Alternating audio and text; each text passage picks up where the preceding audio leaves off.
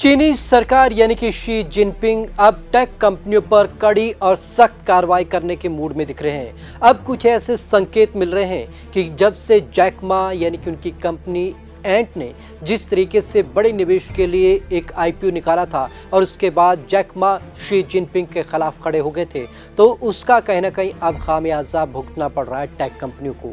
Xi Jinping ने सख्ती के आदेश दे दिए हैं। आखिरकार क्या है पूरा मामला और किस तरीके से चीनी सरकार अब टेक कंपनियों पर नकेल कसेगी, चलिए आपको खास रिपोर्ट दिखाते हैं। ऑनलाइन कंपनियों पर नकेल कसेगा चीन। अलीबाबा के बाद अब जिनपिंग के निशाने पर कई टेक कंपनियों पर सख्ती करेगी चीनी सरकार। अलीबाबा और एंट ग्रुप पर भी सख्ती बरती थी चीन सरकार ने।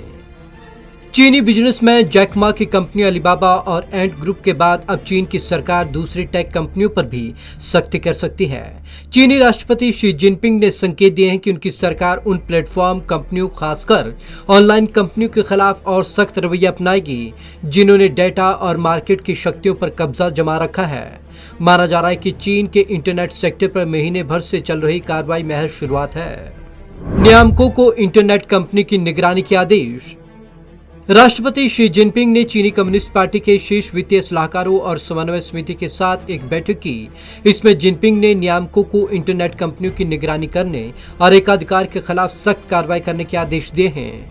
जिनपिंग ने निर्देश दिए कि बाजार में स्वस्थ प्रतिस्पर्धा को बढ़ावा दिया जाना चाहिए और अनाप शनाप पूंजी विस्तार पर रोक लगाई जाए। क्या हुआ था जैक मा और एंट ग्रुप के साथ?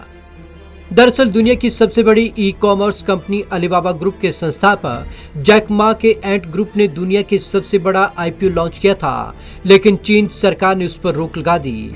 एंट ग्रुप इस आईपीओ के जरिए $37 अरब जुटाने जा रहा था। क्यों रोका गया एंट ग्रुप का आईपीओ? चीन में अलीबाबा और उसके अन्य कंपनियों के खिलाफ सरकार की नजर उस समय टेढ़ी हुई जब जैक मा ने एक सार्वजनिक कार्यक्रम में सीधे तौर पर चीनी सरकार या यूं कहें सर्वशक्तिमान राष्ट्रपति शी जिनपिंग पर हमला बोला। मा ने कहा था कि चीन की सरकार समय के काफी पीछे चल रही है। उन्होंने आरोप लगाया कि चीन का वित्तीय और नियामकीय तंत्र इनोवेशन में रुकावट पैदा करने वाला है। 24 अक्टूबर को शंघाई में दिए गए एक वक्तव्य में जैक मा ने सीधे शी जिनपिंग का नाम लेकर कहा कि उनकी नीतियां ठीक नहीं है और वे इनोवेशन के जरिए चीन की आर्थिक समस्याओं का समाधान करना चाहते हैं। मां का ये बयान चीन की मौजूदा व्यवस्था में ईश निंदा से कम नहीं था। मां का इस बयान को चीन इतिहास में सबसे ताकतवर माने जाने वाले राष्ट्रपति शी जिनपिंग भला कैसे बर्दाश्त करते, इसलिए जैक मा को इसका खामियाजा भुगतना पड़ा। न केवल उनके आईपीओ पर रोक लगा दी गई बल्कि उनकी कंपनियों के खिलाफ जांच शुरू हो गई। क्या है प्लेटफॉर्म कंपनी और प्लेटफॉर्म इकोनॉमी का मतलब? प्लेटफॉर्म कंपनी शब्द बहुतायत में पनप रही मोबाइल और इंटरनेट कंपनियों के लिए इस्तेमाल किया जा रहा है, जो कैब सर्विस से लेकर food delivery, e commerce, digital लेन देन प्लेटफॉर्म की पेशकश करती है। इन कंपनियों के ग्राहकों की संख्या करोड़ों में है और इनसे अरबों डॉलर का व्यापार जनरेट होता है, जिसे प्लेटफॉर्म इकोनॉमी कहा जा रहा है। Bureau report, Punjab Kesari TV, Chandigarh.